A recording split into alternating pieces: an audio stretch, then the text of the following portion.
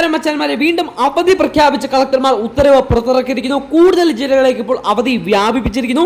അപ്പോൾ എല്ലാം നമ്മൾ ചർച്ച ചെയ്യുന്നതിലേക്ക് പോകുന്നതിന് മുമ്പ് ഈ ചാനൽ സബ്സ്ക്രൈബ് ചെയ്യാത്ത കൂട്ടുകാർ ഇപ്പോൾ തന്നെ ഒന്ന് സബ്സ്ക്രൈബ് ചെയ്താട്ടെ, മറക്കാതെ ജസ്റ്റ് ഒന്ന് സബ്സ്ക്രൈബ് ചെയ്താട്ടെ. എല്ലാ അവധി അറിയിപ്പുകളും എല്ലാ എഡ്യൂക്കേഷൻ അപ്ഡേറ്റുകളും നിങ്ങളിലേക്ക് ഷെയർ ചെയ്ത് നൽകും. സ്കൂൾ പോകുന്ന കൂട്ടുകാരൊക്കെ ഉണ്ടെങ്കിൽ അവധി അപ്ഡേറ്റുകളൊക്കെ ആദ്യം അറിയാൻ ഈ ചാനൽ നിങ്ങളെ സഹായിക്കും. അപ്പോൾ ഇപ്പോൾ തന്നെ സബ്സ്ക്രൈബ്, അതുപോലെ ലൈക്ക് ചെയ്യുന്നില്ല പലരും, ജസ്റ്റ് ഒന്ന് ലൈക്ക് ചെയ്യുക, ലൈക്ക് ചെയ്തൊന്ന് സപ്പോർട്ട് ചെയ്യുക. 14 ജില്ലകളും 4 ദിവസം വിവിധ അവധികളുണ്ട്. കൃത്യമായിട്ട് വീഡിയോയിൽ ഞാൻ പറഞ്ഞ് മനസ്സിലാക്കി തരുന്നുണ്ട്. വീഡിയോ മുഴുവനായിട്ട് നിങ്ങൾ കാണുക. അപ്പോൾ 4 ദിവസം പൂർണ്ണമായിട്ടും അവധി, അതായത് ജില്ലയിലെ എല്ലാ വിദ്യാലയങ്ങൾക്കും അവധി പ്രഖ്യാപിച്ചിരിക്കുന്ന ജില്ലകൾ പാലക്കാട്, തൃശ്ശൂർ, വയനാട്. ഈ 3 ജില്ലകളെയും മുഴുവൻ വിദ്യാലയങ്ങൾക്കും 4 ദിവസം അവധിയാണ്. ഈ 3 ജില്ലകളല്ലാത്ത ബാക്കിയുള്ള ജില്ലകളിലും 4 ദിവസം അവധിയുണ്ട്. അത് മുഴുവനായിട്ടും അവധി പ്രഖ്യാപിച്ചിട്ടില്ല. ചിലയിടങ്ങളിൽ നാളെ പ്രാദേശിക ഇലക്ഷനുകൾ നടക്കുന്നുണ്ട്.